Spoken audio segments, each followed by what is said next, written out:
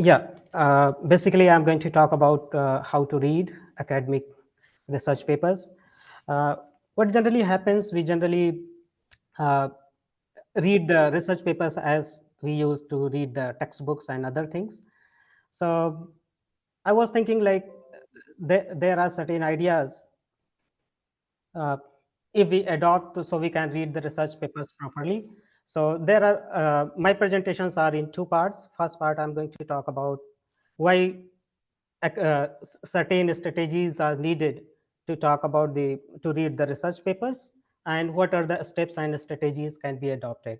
So uh, my first point is why learning reading skills are important. So there are three, four reasons. One of them is like uh, these strategies are specifically not taught. It is expected that most of the people are knowing, students are knowing how to read it, research papers. Basically, this is coming from my own experience when I started reading the research papers. Mostly what happened, I was just uh, used to read the research paper from start to the end, and read the research papers from start to the end, and underlining and highlighting all the things. Then I started like then after some time I just realized that it is not working out because it consumes a lot of the time. So I think keeping that thing in the mind, I thought like this thing is important. Then for the PhD programs, we requires to read lot of content. If we are taking a lot of time reading one content, then it becomes very difficult to cover it out. And second thing is like we have to comprehend it properly and filter out the important informations.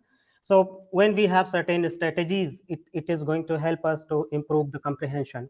And uh, second thing is like whatever information we are getting, like for literature review or for writing, we requires to keep the information or retain the information. So in that regard also, we need to have certain strategies to read the research papers. So there are certain books that I'll share at the end. So one of the book that quite interesting that I read, that is Ridley's book, that's the literature review step by step guide. So in that book there are 5 steps. So I have just used them or maybe rephrase them little bit to adopt it. So there are 5 steps. First is the survey to the research paper. So what we generally do, that's when we start the paper, we read one start to end. So it's better to uh, it's a first step is to go do the survey and have certain ideas, then read. Then comes to the like asking questions while reading, read and connect. Next step is recall and review, and fifth step is the critical reading. So I'll go for the first step. Uh, yeah. So first step is uh, survey the paper, whatever is rather than starting the first and read it up to the last. It's better is like to do the survey of the chapter or maybe or the research paper.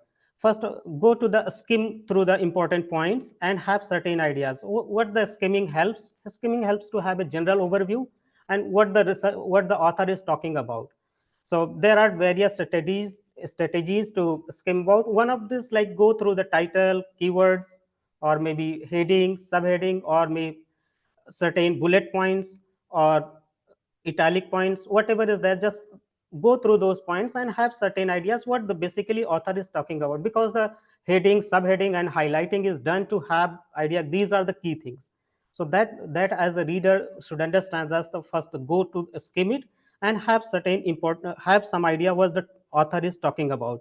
And scan is another important point. Scanning is like just going through certain important points, maybe first sentence of the paragraph or last sentence of the paragraph or something, to have just general idea. So we are not until point we have not yet started, we are just the surveying the content.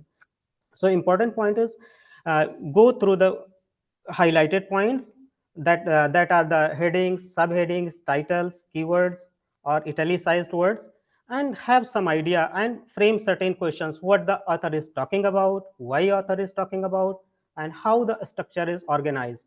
So doing these things takes like 5 to 7 minutes. It's not taking much time. So Important point is like, if you don't understand properly, if you can go to the introduction, same time you can go for the uh, reading the introduction, conclusion, or abstract, and have certain idea what the author is talking about. The important point at this stage is decide if you require further reading of this. If you like research paper, it might be possible that this research paper may not be useful for you. So what happened, many times we just read whole paper, then we decide whether that is useful for us. So like surveying is the method that helps us to have like in 5 or 10 minutes to have an idea whether this paper is useful or we are going, because just reading through the titles, it's not always possible to have understanding whether this paper is required to read it further or not.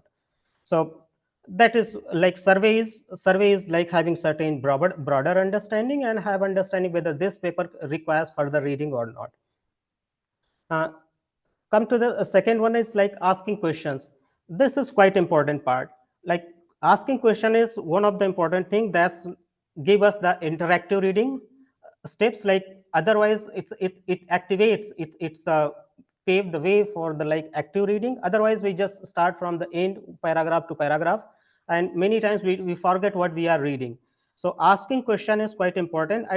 There are two ways we can think about the questions. One is like having broader question, what author is talking about, why author is talking in this way, and how it is organized, how it is contributed. So it helps in different way. How the asking questions helps. Asking questions helps in connecting what the previously known and what information is author talking about and what may this lead to the next thing.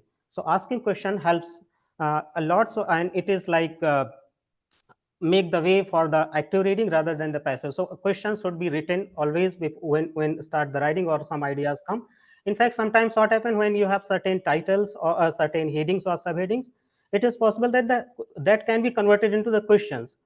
There is a section and you just convert it into the questions. Now you are just looking for the answer of those questions. Now you are quite active rather than just reading what is there.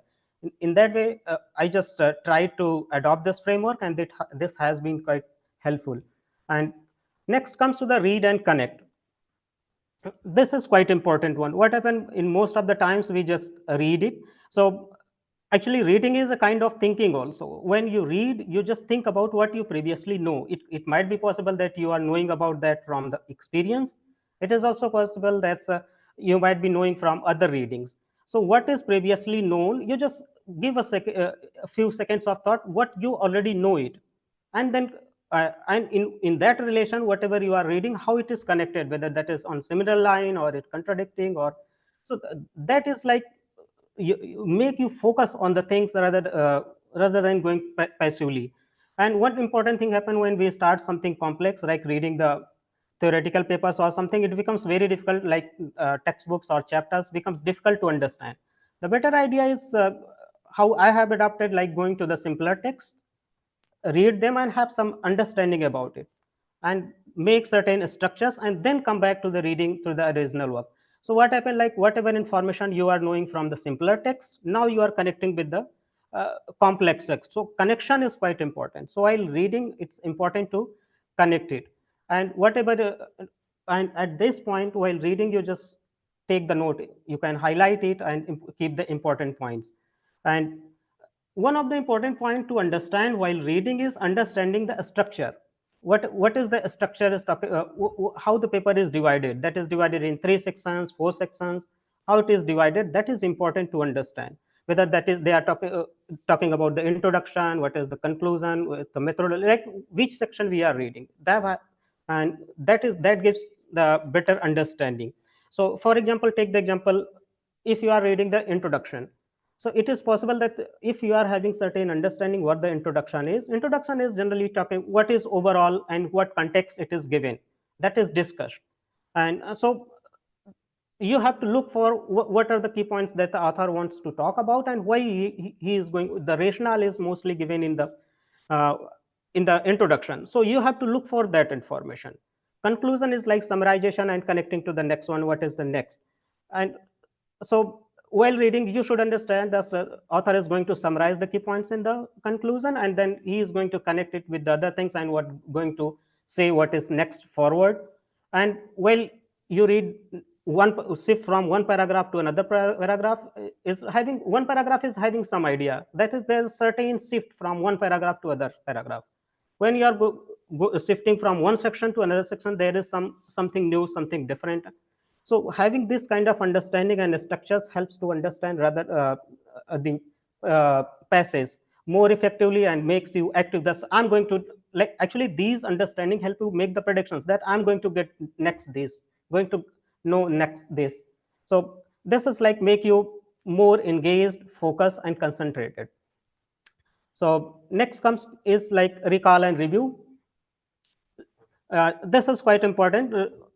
Again, that's like when just go for the part of information. Suppose you have read the introduction, 1 or 2 pages. So you just write few sentence, one sentence, two sentence, what you understand. Like this will help whether you really understand or not. So if you understand introduction, then you can write in one sentence or two sentence. So it's like summarize in your own words. That gives like that's give the idea how, whether you understand, and that's like you are having information also. Now you don't require to read the whole text again. This is the same thing is with the note taking also sometimes happen. In the note taking, rather than writing whatever lecturer is saying everything, you just write what you understand. Of course that's a different, we'll talk, but in this case like writing summary of the small chunk is important. And then coming to the important part, reading research paper is critical reading. So critical reading is like at the end you have to review what you understand. That's like most important part is when you are writing the summary of the each and every sections, you will understand that's like what are the main points. And then coming to the arguments, like what are the major arguments that writer is making, and what the evidence writer is giving in support of those arguments. And then and what conclusion is deriving. That's like you are now analyzing what the writer is doing. So after finishing your reading, critically analyze it and write the important points and note down and make the structures so that you don't require to read and reread the same thing, and can be used for your literature review. And these are few references you can use it. I have read through these two, like literature review step by step guide, and this one, that's Falgrave study skills. These two are seems quite interesting to think about the academic reading text. And other books, all these books are available in our library, so you can refer back if you want. That's all. Thank you.